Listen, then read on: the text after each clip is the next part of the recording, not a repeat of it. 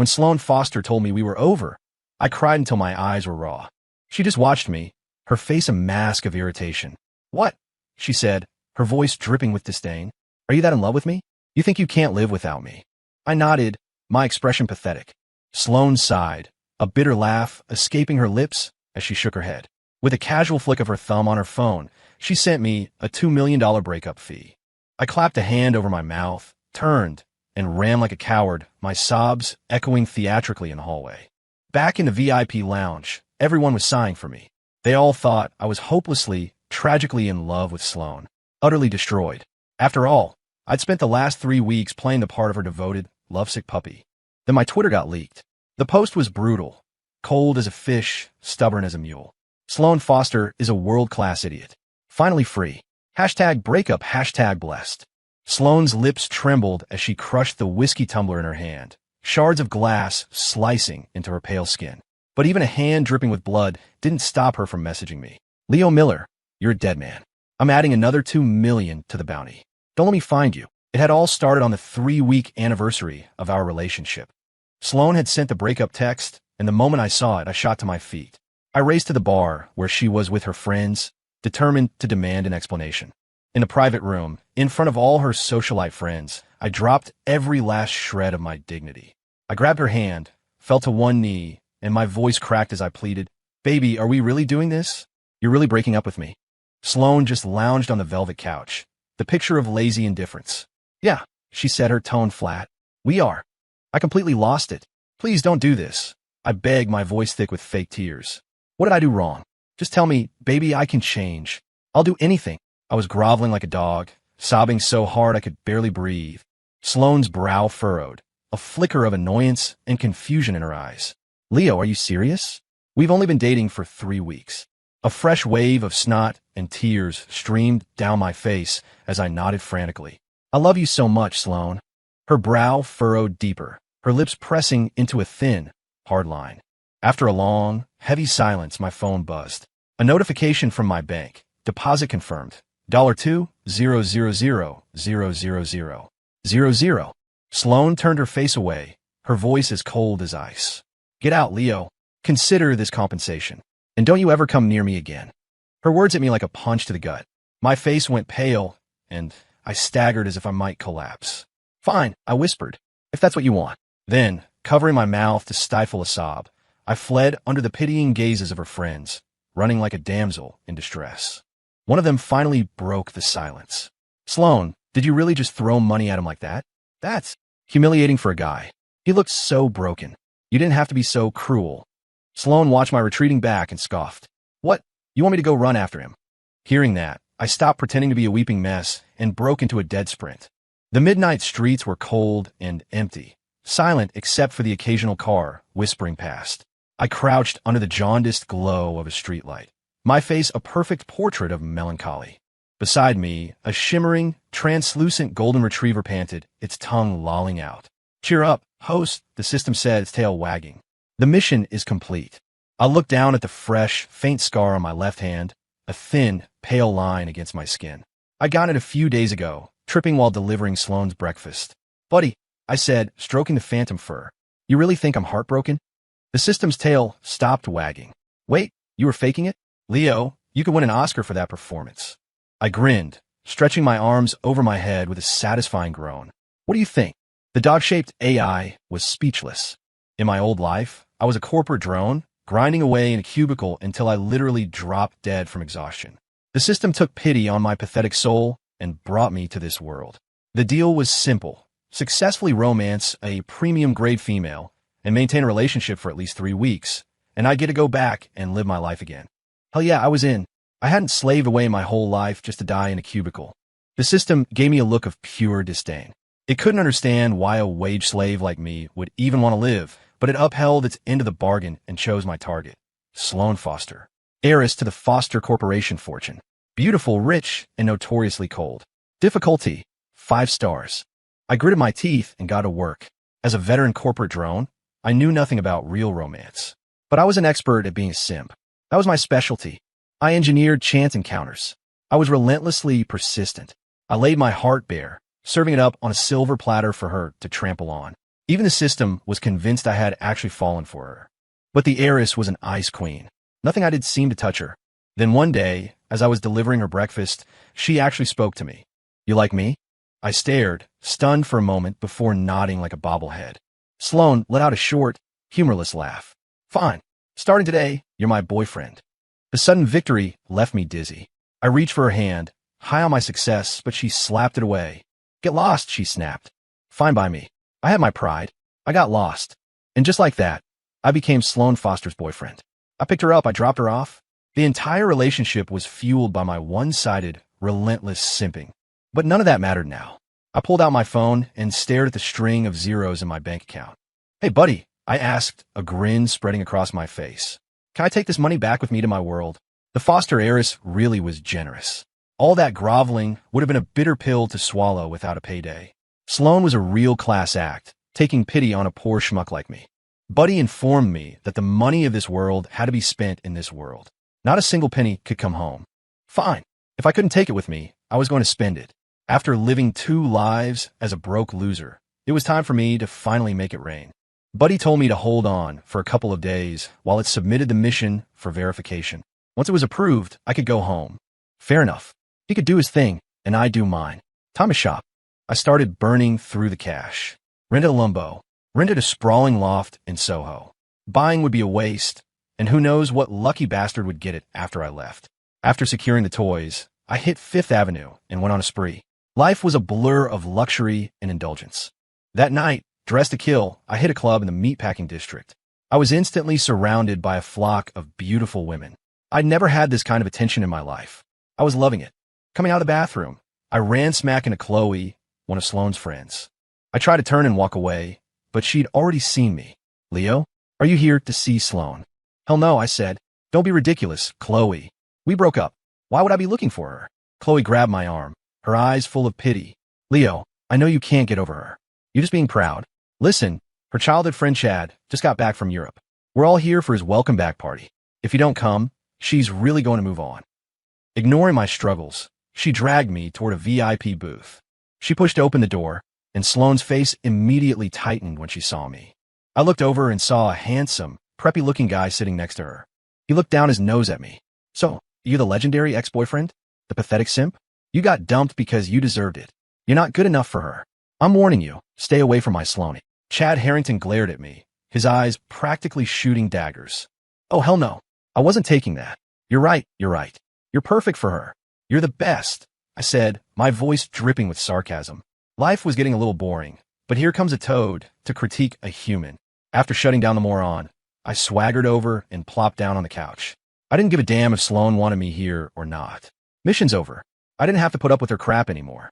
I kicked my feet up, poured myself a drink, and sipped it slowly. Chad looked like he was about to explode. Suddenly, he clutched his chest, a look of agony on his face, and started to fall dramatically towards Sloane. Sloaney, he was mean to me. Sloane, who had been watching with cold detachment, suddenly stood up, looking like she was about to defend Chad. Chad, missing his target, flopped onto the couch. Seeing that Sloane wasn't paying him any attention, he awkwardly sat up. He reached for her arm. But before he could touch her, Sloane abruptly sat back down, her eyes locked on me. After a long moment, the high and mighty Sloane Foster spoke, her voice calm and chilling. "Leo, you've gone too far." The noisy booth fell silent. I just scoffed, not giving her a second glance. One of her friends, trying to diffuse the tension, spoke up. "Come on, guys, we're all friends. Let's just have a drink. Chad, leave him alone. He's just heartbroken because Sloane dumped him." That set Chad off again. "What do you mean? How did I start it? He was the one who insulted me first." Watching Chad's face turn beet red, I found his stupidity almost charming. For such a big guy, he was acting like a total drama queen. Was he trying to steal my playbook? I couldn't be bothered with this two-faced psycho. I had better things to do, like scrolling through Twitter. Seeing me ignore him and stare at my phone, Chad looked like he was constipated with rage. Then an idea seemed to strike him. His eyes glinted with malice. "A simp on Twitter? What's on your account?" "A diary of your pathetic devotion. Why don't you share it with us?" I froze. Not because I was scared of him, but because my Twitter was the one thing I absolutely could not share. "I just use it to follow drama and look at memes," I said, trying to sound casual. My reluctance only fueled his determination. He was convinced my account was a goldmine of cringe, a perfect opportunity to humiliate me. He leaned over and whispered to the person next to him. A moment later, he was grinning at me, a cruel twist to his lips. Just got your number. Let's see what a day in the life of a simp looks like. He waggled his phone triumphantly, opened the app, typed in my number, and hit search. My blood ran cold. I couldn't stop him. I couldn't just snatch his phone and smash it. All I could do was watch in horror as he navigated to the profile page of That Rat Loves His Big Cat. Just as my hand started to tremble, Sloane's cold voice cut through the room, laced with a warning. Don't. Close it. I'll give her that. For a second, I thought maybe my 3 weeks of simping hadn't been for nothing. But Chad was a bastard, determined to ruin me. Not only did he ignore her, but he also mirrored his phone to the massive screen on the wall. The second he tapped on my profile, I shot up and ran faster than I ever had in my life. At the door, I paused and looked back at the stunned crowd. It's been real, but I'm out. Don't call me, I won't call you. My Twitter feed was nothing but a highlight reel of me trashing Sloane. Every post was a monument to my mockery and disgust. If I hadn't run, I would have been murdered in that room. The moment I was out the door, the whole booth was staring at the big screen in dead silence. Some heiress. More like an heiress to nothing. Flat as an ironing board. Seriously, not my type. Cold as a fish, stubborn as a mule. God, I'm so sick of this silent idiot. When can we break up? You know what kind of woman is the worst? The kind who's so full of shit she can't open her mouth for fear you'll smell it. All ice on the surface, all insecurity underneath. Finally broke up. 2 million in the bank. So sweet. Didn't know the idiot was so generous. Thanks, I guess. In the deafening silence, Sloane met her friend's eyes, her expression unreadable, but the slight tremor in her hand gave away the storm raging inside her.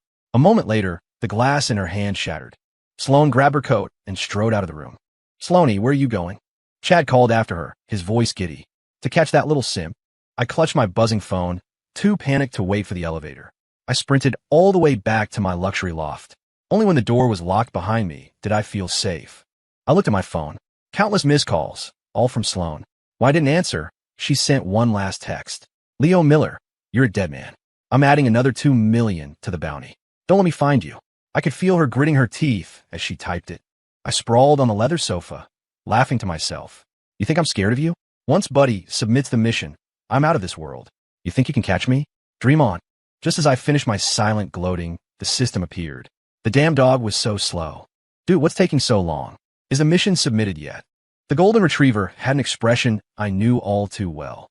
It was the same look I gave my boss whenever I'd screwed up. I shot up from the sofa. Buddy, don't mess with me. What's going on? Spit it out. The system stammered, well, it's no big deal, Leo, but there was some network lag, and the mission submission failed. Haha, can you believe it? So, you're just gonna have to do it again.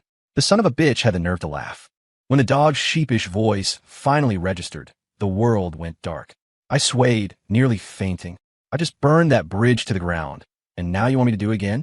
You want me to walk right back in the fire? As I was having a complete meltdown, the doorbell rang. My heart leaped into my throat. She found me already? I peeked through the peephole. Speak of the devil. Sloane was standing there, her face a mask of cold fury. Her voice, tight with suppressed rage, came through the door. Leo, get your ass out here. Now.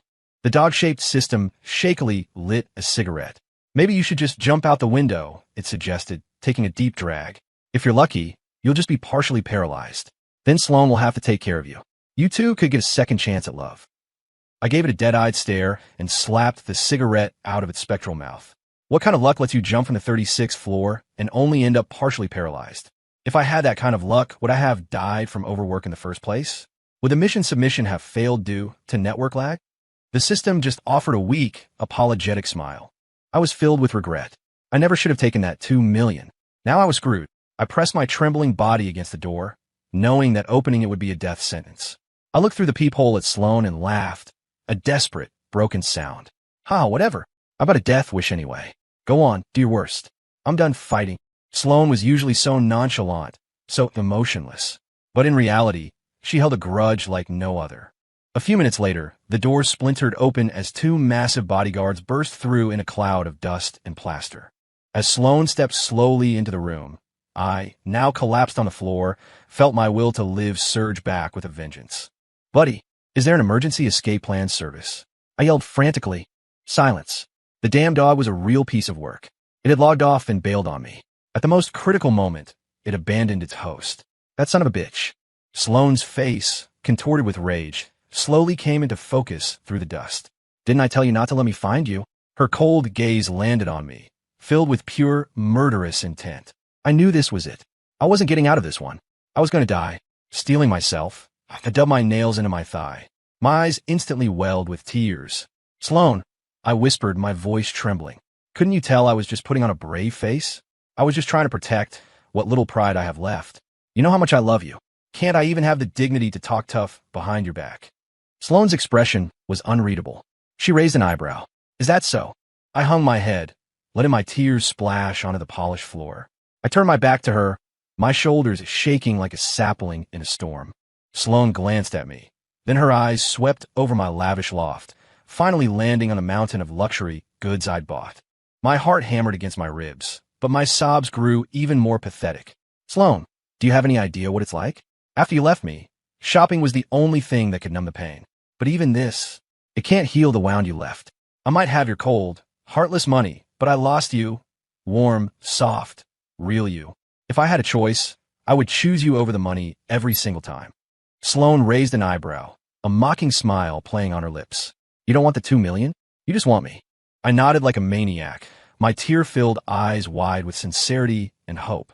She studied me for a long, silent moment. Fine, then give me the 2 million back. Son of a bitch. Of course. A single sentence, and my world crumbled. I thought I was leaving this world, so I'd already blown through most of the money. Just this morning, I'd casually given 100 grand to a homeless guy outside the building. Where was I going to find $2 million now? The loft was worth a fortune, but it was a rental. Seeing my silence, Sloane grew impatient. What's the matter? Can't come up with the cash. This place has to be worth at least 8 million. Sell it and pay me back. You can keep the rest. So generous of you, I thought. Thanks a lot. I put on my most fawning expression. Sloane, baby, I'd love to sell it, but they won't let me. Her eyebrows shot up. Don't make excuses. Who won't let you? The landlord. That shut her up. For a long moment, she was speechless. Finally, she laid down her ultimatum. You can't pay me back? Fine. Then we're back together. With that, she and her bodyguards swept out of the loft. It was a long time before I could process what had just happened. What did she mean? The damn system reappeared out of nowhere, wagging its tail and giving me a thumbs up. Host, you're the man. As proud as Sloane is, even after you played her, she agreed to get back with you. A grin split my face. I scrambled up from the floor, my mind already shifting back into sim mode. With trembling hands, I pulled out my phone and texted Sloane. Baby, am I dreaming? You really agreed to get back together with me? Her reply was instantaneous. Don't flatter yourself, Leo. I never said we were back together. I'm just giving you another chance to chase me. Damn it all. The cruelty of women. It looked like I was back to square one. My life of boundless, shameless simping had to start all over again. And so, the next day, I returned to the miserable life of being Sloane Foster's groveling admirer. The only silver lining was that I'd put so much work in the first time around, I'd gained some valuable experience. This time I was a seasoned pro. I wouldn't make the same mistakes I did the first time, like buying her a breakfast she was allergic to, or making her a healing mushroom soup when she was sick that turned out to be poisonous and nearly sent her to the morgue. Or the day I was helping her out of the hospital when I sneezed on the stairs, let go of her for a second, and sent her right back to the orthopedic ward for another month. I vividly remember her lying in that hospital bed after getting her stomach pumped, her face pale as she looked at me and asked, Leo, are you trying to date me or kill me? Is this your plan B? Because I haven't fallen for you yet. I just hung my head and didn't dare say a word. Chloe used to say that if things kept going like that, Sloane would literally end up broken by my hands. 6 a.m. I was standing at Sloane's door, dark circles under my eyes, holding her favorite breakfast. In the old days, I'd get up before dawn to bring her food, all part of my tragic act to win her pity. When Sloane opened the door and saw me, her face darkened. Leo, are you here this early to go to bed? I blushed, putting on a bashful smile. Naughty. That's the end goal. You can't just say it out loud. For now, I just want to be the first person you see when you wake up. Sloane looked like she was about to vomit at my cringeworthy performance. I could practically hear her inner monologue. Oh God, I can't believe I have to go through this disgusting routine all over again. She slammed the door in my face, leaving me standing awkwardly in the hallway. But I wasn't discouraged. I was stunned. What code? After a moment's thought, I typed in her birthday. Incorrect. Sloane's impatient voice came through again. Your birthday. I froze. In the living room, Sloane was slumped on the sofa, her eyes still red with sleep. The moment I was inside, I put on my best teary-eyed expression. Baby, you're up so early. You must be exhausted. She shot me a glare. I wonder who woke me up at the crack of dawn. I had no comeback. I held out the bag of pan-fried buns I'd brought. She just sniffed. My tastes have changed. I like the shrimp dumplings from that place in Flushing now. Fine. You're the boss. Whatever you say. I pulled out my phone to order them on DoorDash, but her voice stopped me. Are you trying to win me over? Or is the delivery guy? Right. I'll go get them. After an exhausting round trip on a city bike, I returned with the crystal shrimp dumplings. I carefully arranged them on the dining table, pulled out a chair for her, and beamed. Baby, come and eat. They're still hot. You have no idea. I biked so fast I think I broke the bike. Sloane picked one up with a look of disgust. The skins are all stuck together. How am I supposed to eat this? Are you kidding me?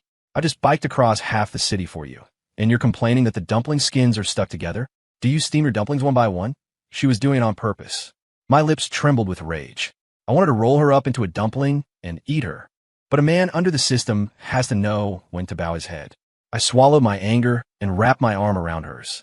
Baby, what do you want to eat? From now on, I'll cook for you every day, okay? That night, I made her kung pao chicken, sweet and sour ribs, seared scallops, truffle mashed potatoes. A full 18 dishes she'd requested. After waiting on her hand and foot, I even tidied up her apartment. Surely, even a woman with a heart of stone would be a little moved by my selfless devotion. I rubbed my hands together, a hopeful smile on my face. So, baby, how is everything today? Well, my service up to par. But instead of praise, she just gave me a sideways glance. The work's done. You can go. Or were you hoping to stay the night? I was furious, but I saw the corner of her tightly pressed lips twitch into a smile. The damn woman was just messing with me, mocking me, laughing at me. Fine, I'll go. Even a simp has his pride. Some guys get the girl, some guys get spoiled rotten. Me? I'm just a stray dog on the side of the road, getting kicked every time I wag my tail. It was dark by the time I left her penthouse. The little stone lion by the entrance of her building looked particularly smug. I kicked it as I walked by. Sloane Foster, screw you and your entire family tree. If it wasn't for getting back to my own world, who the hell would want to serve you like a dog? I don't know if it was my imagination, but I felt a pair of eyes on me. I spun around. The lights were on in her second-floor window, but there was no one there, right? That which was probably already passed out in her bed, sleeping soundly. She wouldn't be on her balcony, watching me leave. I was exhausted. I dragged my weary body back to my Soho loft. Before I passed out, I gritted my teeth and sent Sloane a text. Another day of loving you, baby. Good night. Love you. I threw my phone across the room and fell into a dead sleep. The next day, my alarm went off before 6. I got on my bike and set off again. To keep up the pathetic act, I'd returned the rental supercar. Have you ever worked this hard for anyone? I didn't even grind this much at my soul-crushing job. Sloane was wearing a pink silk pajama set, looking both ascetic and regal. But the look in her eyes was different today. She even greeted me. Well, if it isn't my little simp. I plastered a brilliant smile on my face. Just another beautiful day I get to spend with my baby. She gave me a cool, unreadable glance. For the next few weeks, she seemed to enjoy my servitude, playing the part of the demanding heiress to the hilt. The problem was, she was becoming more and more unpredictable. The nicer I was, the more irritable she became. The more I showered her with sweet nothings, the more she sneered. I couldn't figure it out. I thought this was what she wanted. I grabbed her arm, my voice full of mock despair. Baby, please pay attention to me. Stop calling me that, she'd mutter, her voice hoarse, before retreating to her balcony. A few days later, Sloane suddenly announced that I would be her date to a formal gala. Apparently, private torture wasn't enough. Now she wanted to subject me to public humiliation. It made sense. I'd embarrassed her in front of her friends. She had to get her revenge. The grand ballroom was glittering with the city's elite. Across the room, I saw Chad Harrington, a glass of champagne in his hand. His eyes lit up when he saw Sloane, a grin spreading across his face. Then his gaze fell on me, and his smile curdled into a mask of pure rage. Men, what are you doing here? He shrieked, charging at me. Who let you in? You pathetic, low-life simp. He was so loud, I nearly choked on the piece of cake I was eating. This little punk is trying to kill me. I pounded on my chest until I could breathe again, then leaned in close to his ear with a sweet smile. Let me tell you a little secret, but don't tell anyone. Sloane and I are back together, and she loves me more than ever. Chad's face went pale with disbelief. He was completely broken. You simp, you're just playing her, using her for her money. I won't let you be together. Get out. His shrill voice pierced my ears. I dug a finger in my ear, annoyed, and picked up another plate of mousse cake. Thank you for your valuable feedback, I said, taking a bite. But no, my very existence is a middle finger to you and the world. Chad's chest heaved. He looked like he was about to pass out. Just as he was about to lunge at me, his expression suddenly shifted. Please, stop being mean to me.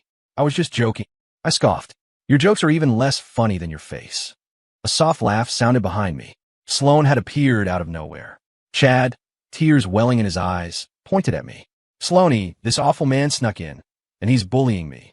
Sloane's cool gaze swept over me, a ghost of a smile on her lips. Back together? Loves me more than ever. She was pissed. I could feel it. Was it because I'd made Chad misunderstand? Probably. I kept my voice steady, forcing a smile as I shook my head. No. I'm the one who's in love. Being apart from you, I was like a fish out of water, a dying donkey. Everything on Twitter was just a desperate, calculated ploy to get your attention again. Baby, it was all just a game to win you back. I put myself firmly back in the one-sided simp box, saying it all loud enough for everyone to hear, restoring Chad's precious ego. Just as I expected, the color returned to Sloane's face. A knot of dread formed in my stomach. The only reason my plan had worked the first time was probably because Chad was gone. Now that he was back, this was going to be impossible. I could feel the depression creeping back in. Suddenly, Chad piped up, Sloanie, why are you wearing a blue necklace? I thought you hated that color. Maybe it was my imagination, but Sloane's expression seemed a little unnatural. She turned her head away, her lips pressed into a tight line. What I liked yesterday, I might not like today. What I hated yesterday, I might like today. I blinked. That was a mouthful, but the color drained from Chad's face. The tears in his eyes became real. Sloanie, I knew it. You're still mad at me for leaving for Europe without saying goodbye.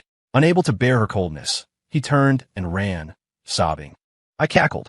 This guy was more of a drama queen than me, and I was faking it. I thought Sloane would run after him, but she just turned her dark eyes on me. You've got a quick tongue, Leo. I had no idea what she was talking about. She was the one who made him run off. How is this my fault? On the ride home, the car was silent. Sloane stared out the window, lost in thought. I was about to crack a joke when my eyes fell on her necklace. I'd been so busy bickering with Chad, I hadn't gotten a good look at it. It was the one I'd given her. The one I'd bought off a street vendor for $19.99. It came with a free ring. We didn't speak for the rest of the ride. When she dropped me off, she cleared her throat. Blue actually looks pretty good, don't you think? I was taken aback, but I nodded vaguely. Yeah, whatever you say, baby. Her face was tense as she stared at me for a long moment. Then, with a tight little smile, she kicked me out of the car. I was so frustrated. I knew Sloane was hung up on Chad. She'd broken up with me the second he came back. She only brought me to the gala to make him jealous. My fighting with him was just entertainment for her. Couldn't I just switch targets? Just as I was spiraling, the long silent system piped up. So, you want to switch targets? Yeah, this one's on me. I'll put in a request for you. They usually get approved. You son of a bitch. Why didn't you tell me that was an option sooner? I was so overjoyed, I didn't even have the energy to curse him out. I was finally going to be free of that ice queen. In my excitement, I immediately took to Twitter. Oh, Mayo, only an idiot would get back together with her. This guy's officially off duty. 2 minutes later, a new comment appeared under the post. A simple black avatar. The reply was short. My blood ran cold. A second later, my phone rang. Sloane's icy voice came through the speaker. Leo, get over here. Now. Don't use that tone with me, Sloane. I shot back, high on my newfound freedom. I'm not coming over right now. It's for your own safety. I'm afraid if I see you, I might just punch you in the face. I hung up, turned off my phone, and started packing. I was getting out of town tonight. 5 minutes later, Buddy returned, looking dejected. Seeing his face, my stomach dropped. What's wrong? The dog couldn't even look at me. He stammered for a full minute before getting the words out. Well, I don't know what's up with the main system, but this time, the request to change targets was denied. You have got to be kidding me. I finally snapped, screaming at the spectral dog for a solid 10 minutes. The damn thing didn't even have the decency to look ashamed. It just tried to console me. Leo, if it comes down to it, you could just make the ultimate sacrifice. Seduce her and trick her into marrying you. You are a truly evil being. I should just die. My face was pale as I sank into a pit of despair. With trembling hands, I turned my phone back on. Countless missed calls. I wiped the cold sweat from my forehead and called her back, my voice dripping with honey. Sloane, my sweet, what are you doing? Are you busy? Can I come over now? The woman on the other end of the line let out a cold laugh. Come over? To do what? Punch me in the face. It was the middle of the night when I got to her place. She was sitting in the dark living room, the only light coming from the city glow outside. Her cold eyes glinted in the darkness, scaring the hell out of me. An empty bottle of wine sat on the coffee table. You really want to break up with me that badly? I couldn't read her tone. I figured she must have fought with Chad and was taking it out on me. A light bulb went off in my head. This was my chance. My eyes lit up. I put on what I hoped was a charming smile.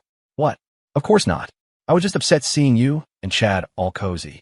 You have no idea. I was so jealous I couldn't think straight. I was just talking nonsense. She was still silent. My heart pounded. Just as I was about to say something else, her body suddenly pressed against mine. She burrowed into my arms, holding me tight. In the dark room, the moonlight spilling through the window made her look ethereal.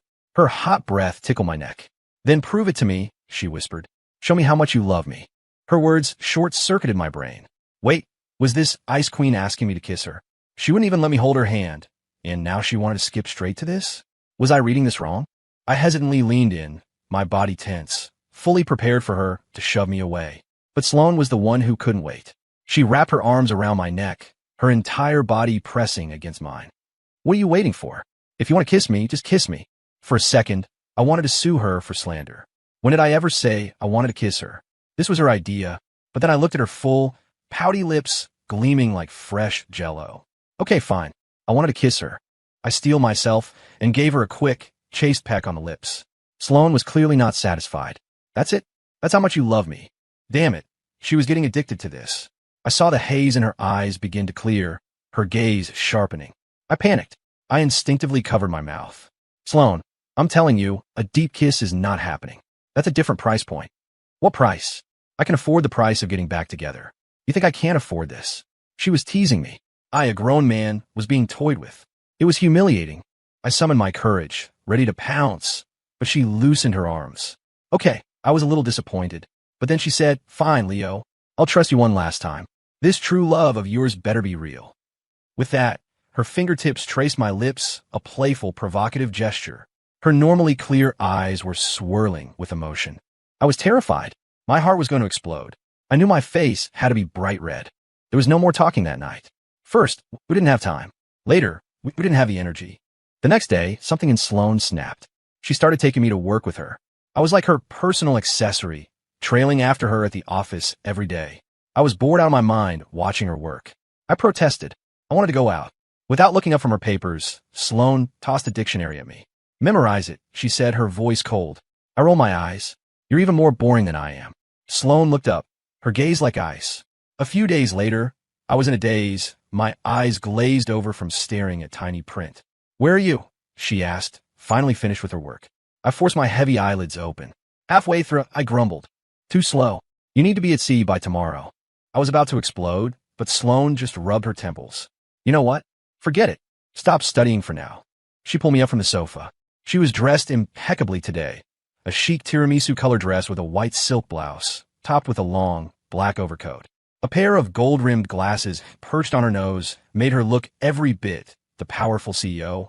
I gritted my teeth and stepped forward, wrapping my arms around her waist and leaning in for a kiss. Baby, you look so beautiful today.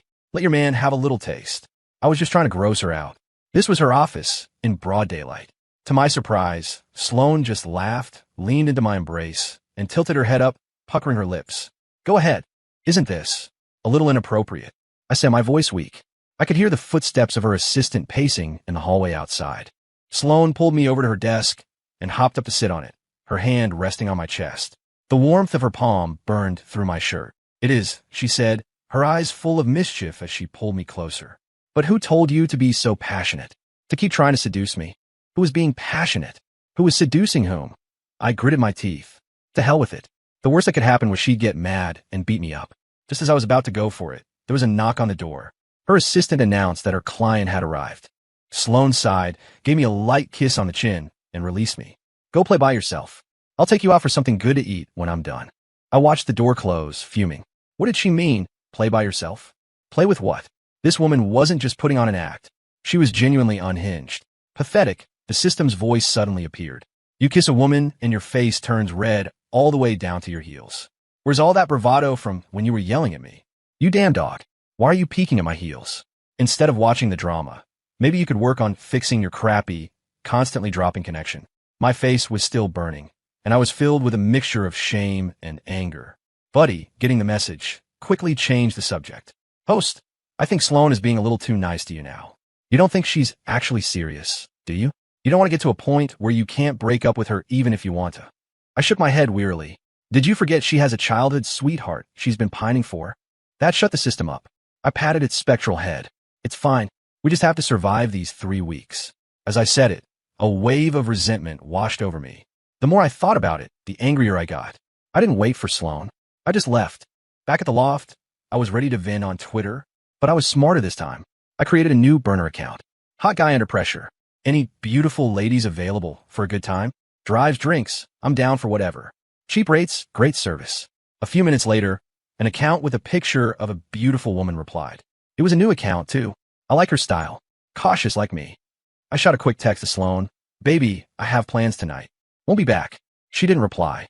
I fled Sloane's building like my life depended on it and ran, breathless, to the street corner where I was supposed to meet my date. She was already there. A black Ducati was parked by the curb. A woman was leaning against it, her back to me. The silhouette was stunning. I waved excitedly. Hey, beautiful. You're right on time. Cool bike. She grunted, then turned her head, a smirk on her face. When I saw who it was, my excitement vanished. I stumbled backward as if I'd seen a ghost. Sloane? What are you doing here? Why wouldn't it be me? She asked, her face grim. I hung my head in shame. Help. I tried to cheat, and I set up a date with my own girlfriend. What do I do? Sloane walked toward me. Hot guy under pressure. Looking for a beautiful lady? Drinks, drives? Great service? Why don't you provide me with some of that service? I turned to run. You know what? I'm suddenly feeling a little tired. I'm just going to go home and sleep. You don't have to see me out. Sloane's playful tone vanished. She shot out a hand and grabbed my wrist. Leo, remember this. You have a girlfriend. The night air was cold, but her words sent a shiver down my spine. I felt a surge of injustice. She was the one with the unattainable childhood crush, but I was the one who had to be loyal? What kind of logic was that? I set my jaw, ready to walk home, but she called after me. Get on. I was still fuming. It's a 2-minute walk. I'm not so precious I need a ride. Sloane gave me a sideways glance. Weren't you the one who wanted to go for a drive and look at the moon? Or are we not doing that anymore? I grudgingly got on the bike. Well, the main course is off the menu. I muttered under my breath. Might as well have a little appetizer. Sloane's voice was a low growl in my ear. Leo, do you want to die? I quickly wrapped my arms around her waist. Sloane, baby, your waist is so soft. I love it. She just snorted and didn't say anything else. The wind was cool as she sped through the winding mountain roads. She rode fast and smooth. I had to admit, it was exhilarating. Her voice was carried away by the wind. Is the moon beautiful tonight?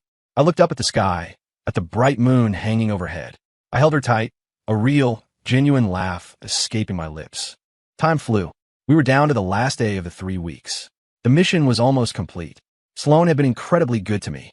The way she looked at me was intense, focused. Her kisses were always sincere, a fiery, lingering dance of lips and tongues. She'd kiss me until my eyes were wet and my body went limp. Then she'd pull away, breathless. Afterward, she'd always trace my face with her fingers and whisper, Leo, you can't leave me, can you? I'm yours now. You have to take responsibility for me. In those moments, I almost believed she had really fallen in love with me. Then she told me she wanted me to go with her to Chad's birthday party. That snapped me out of it. It was Chad's birthday. Taking me was just another move in their little game. I slapped my own face. That was close. I almost let myself believe she actually loved me. On the way there, I stared out the window, silent. I was a good actor, but today, I just couldn't fake a happy expression. Sloane squeezed my hand. I know you don't like Chad, but our families are old friends. We have to make an appearance. If you feel uncomfortable, we can leave early. Right, I thought. I leave, and that gives you the perfect opportunity to get cozy with Chad. You which? Whatever. It's the last day. After today, it's all over. The moment we walked in, Chad's eyes lit up. He deliberately ignored me and walked straight to Sloane. Sloaney, you came. How long are you going to keep up this charade with this guy, just to make me angry? I give up, okay? I'm sorry. It's my birthday. I don't want to see him.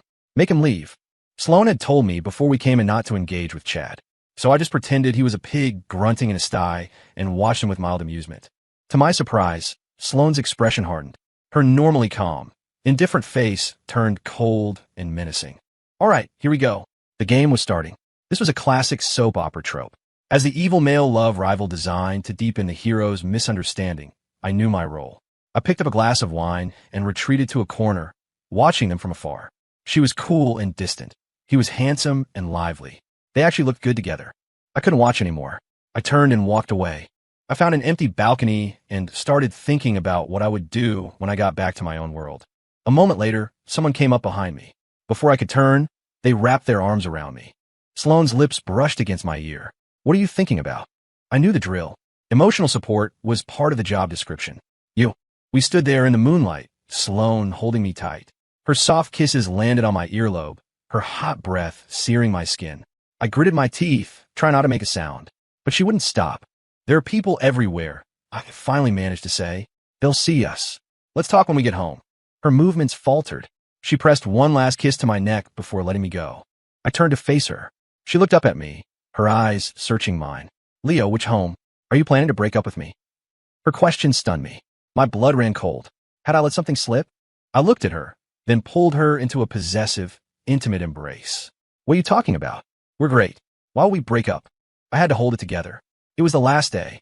Just 4 more hours, and my mission would be complete. Sloane's eyes were dark, her emotions suppressed. The moonlight made her face look pale, sad, and disappointed. After a long silence, her voice came out tinged with a strange sorrow. If we're still together tomorrow, you have to tell me. I'm giving you the choice. I suddenly remembered the night she'd taken me for a ride on her motorcycle. 1 second she was laughing, the next her smile vanished. Leo, she had said, her voice serious. If you need anything, tell me. I'll give it to you. But please, don't just disappear. That wouldn't be fair to me. My eyes widened in disbelief. I frantically called for the system in my head. Buddy, what's going on? I think Sloane knows about the mission. The system looked at me cautiously. This damn dog, is it about to screw me over again? It saw me staring and stammered. Well, I guess my theory was right. Sloane knows about the existence of reclaimers. Some of the other systems are pretty low-tech. When they lock onto her as a target, she can sense their presence. In that instant, everything became clear. She had known from the very beginning. She was just moved by my pathetic simp act and had decided to help me complete the mission. But then my cover was blown, thanks to that idiot Chad. And to top it all off, the damn system had a technical glitch. I understood everything now. With one last shred of hope, I looked at Sloane and gave her my answer. Let's break up tomorrow. Okay, I whispered. After tomorrow, she could be with her precious Chad. I would go back to my world. We would both return to our own lives and never see each other again. The color drained from Sloane's face. After a long moment, she let out a bitter laugh. So after all that, you're still leaving? It was only ever me who was taking this seriously. Her words lit a fire in me. Lady, can you drop the act? If I don't leave, how are you supposed to make room for your childhood sweetheart? Sloane looked up confused. What are you talking about? Chad and I have nothing going on. We only see each other because our families are close. I didn't believe her. She'd gone to his welcome home party. She defended him against me. She reached for my hand. I tried to pull away, but she held on tighter, her expression stubborn. I'm giving you one more chance. Answer me again. For me, would you be willing to stay? I slowly pried her fingers from my hand. Sloane, I do like you, but I can't only like you. I have a family that loves me. I have important friends. I have a career I care about. Sloane, I can't just stay in this world and love you alone. Her face went white, as if she'd always known this would be the outcome. She gave a sad smile. Fine, Leo. I'll grant your wish. We'll break up tomorrow. The next morning, my body began to blur, fading away right in front of her. At first, Sloane's expression was numb, but as I became more transparent, she started to panic. Finally, she became frantic, trying to grab onto me to hold me back. Leo, I regret it, she screamed, her voice raw. You remember this. Don't let me find you again. Next time, I won't let you go. Tears welled in my eyes. Sloane, thank you for everything. Back in my own world, there was no system, no Sloane. My near-death experience as a corporate drone had taught me not to work myself to death. I started to appreciate my family and friends. A year passed. Life was peaceful and happy. But sometimes, when I was alone, I'd look at the moon and think of that night with Sloane. The wind in the mountains, the cold moon, the stars, the chirping of the cicadas. My family noticed the change in me and started trying to set me up on dates. I refused them all, until the day my mom tricked me into going to a restaurant. She wouldn't stop talking about how perfect this girl was from a good family, just back from studying abroad. I just hung my head, thinking I don't care how perfect she is. I have my Sloane. Suddenly, a familiar voice cut through my thoughts. Sorry, I'm late. I looked up and froze. I stared at the familiar face, unable to believe my eyes. My mom beamed, said she had to go, and left us young people to talk. Sloane ignored my stunned silence, sat down across from me, and calmly took a sip of water. She saw me staring at her like an idiot and rolled her eyes. Didn't I tell you? Don't let me find you again. Don't you ever learn? I opened my mouth, wanted to ask how she got here. My eyes started to burn. I reached out and carefully took her hand, afraid it was all a dream. Feeling her warmth, I smiled. This time, I said, I'm never letting go, not even if it kills me. Sloane's perspective. Sloane had never intended to help Leo complete his mission. It was a hassle, and she hated hassles. But in the months he'd relentlessly pursued her, he'd stressed her out so much she'd lost 10 pounds. She was starting to think if she didn't agree, she might actually die. And maybe, just maybe, she felt a little sorry for the little simp who was trying so hard to win her over. That day, she was in her study, but her eyes kept drifting to the road leading to her penthouse. Her phone buzzed. It was a text from Leo. Baby, good morning. I'm on my way with your breakfast. Sloane clutched her stomach, which was aching from hunger, and stared at the sun setting in the west. Shouldn't he be saying good night? She sighed and put down her phone. Just before the sky went completely dark, Leo's figure finally appeared. He was wearing a ridiculous bear hat and pedaling a bicycle with a food container hanging from the handlebars. Watching him wobble down the street, Sloane suddenly thought he was kind of cute. A soft smile touched her lips. Then, his oversized hat slipped down, covering his eyes. He crashed headfirst into a tree. The food container went flying. Leo sat on the ground, rubbing his head, his eyes red with frustration. Sloane panicked. She threw down her pen and was about to run downstairs. But then she saw Leo leap to his feet with a strange battle cry, pick up his bicycle, and start smashing it against the tree. Dead winter leaves rained down. Only when the bike was a mangled wreck did he seem satisfied. He picked up the container and limped to her gate. Baby, he called out gently, I brought you your break dinner. Sloane decided Leo probably really did like her. He'd suffered a lot for her. So she agreed to be his girlfriend. She figured she'd just get through the 3 weeks, help him complete his mission, and send him home. She was careful not to be too nice to him, afraid he'd get too attached and refuse to leave. She'd seen it happen before. It was messy. It turned out she was the one who was overthinking it. When his Twitter was exposed, the culprit was long gone.